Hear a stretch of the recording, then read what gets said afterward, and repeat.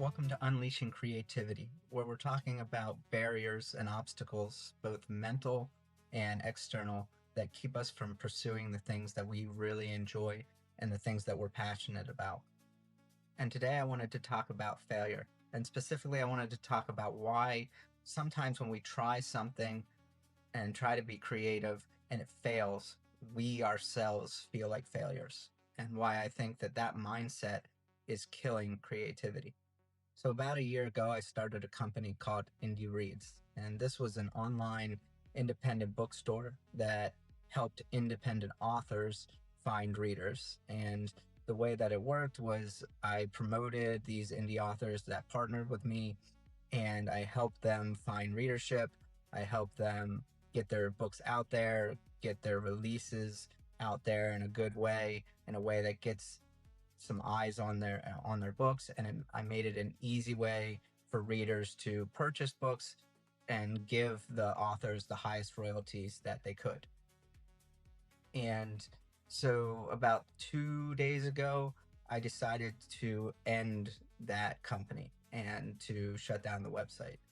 And I did this for a variety of reasons, most of them personal. And I just really didn't have the time to invest in that company as much as it needed, because it did. It needed a lot of time and a lot of effort, and it was working, but it was just too much for me in the kind of current state of things that I have going on. And I think it would be easy for somebody on the outside looking at that to say, "Oh, well, that was a failure, right? It didn't even last a year, and what did you even accomplish?" And I've actually heard things like that when I was getting started with it, is that people were like, "Oh, well, this is going to fail. The market is so saturated. There's so many books out there, so many authors, and not enough readers. It's so hard to do social media. It's so hard to gain a following and traction. There's no way this is going to work." And I could imagine those same people looking at what happened now and saying, "See, told you it's a failure." Right? And I think it would be easy for me to take on that mentality, to kind of put that on myself and say, "Yeah, I was a failure in this. I failed at what I was trying to do."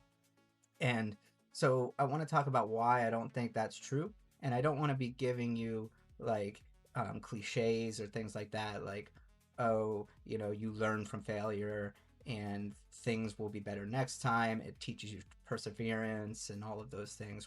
And all of those things are true, right? But what I really want to get at is why we oftentimes feel like failures when something that we do fails. What underlies that? What kind of is triggered by that failure? And why do we take it on to ourselves? I see this all the time, especially with writers, because that's the area that I'm in. They'll work really, really hard to make a book. Maybe it's their first book that they've ever done, or maybe it's a book that's like their third or fourth, right? And they've done fairly well in the past, and but then for some reason this book doesn't take off, right? They don't find their audience. They can't figure out how to navigate that, and they just don't really sell anything. And I see these authors get really discouraged and feel like they are a failure. And so, where does that feeling of failure come from? I think that primarily it comes from a feeling of control, and really an illusion of control, that somehow you are in control of the destiny of your book, that you're in control of the destiny of whatever creative process that you're doing, and that it's up to you whether it succeeds or fails. This illusion of control is just that. It is an illusion. There's so many factors that go into whether something succeeds or not that have nothing to do with your creative process, the quality of your work, or anything else that you have control over. So what happens is this illusion of control creates a feedback loop where we say, "Okay, it's up to me to make my creative process successful."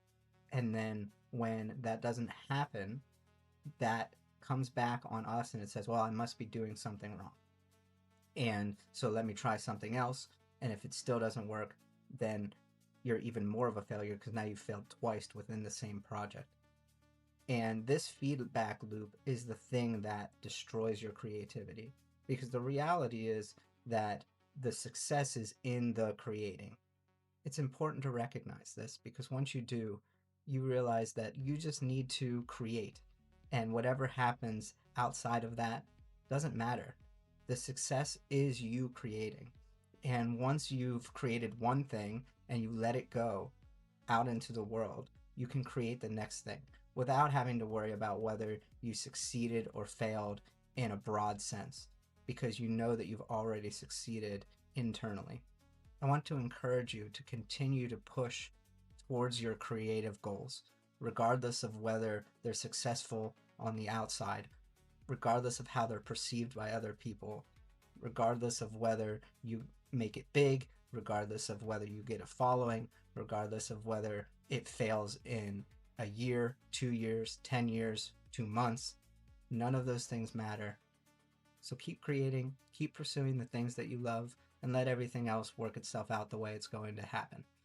And that's all that I have for today. Thanks for joining Unleashing Creativity.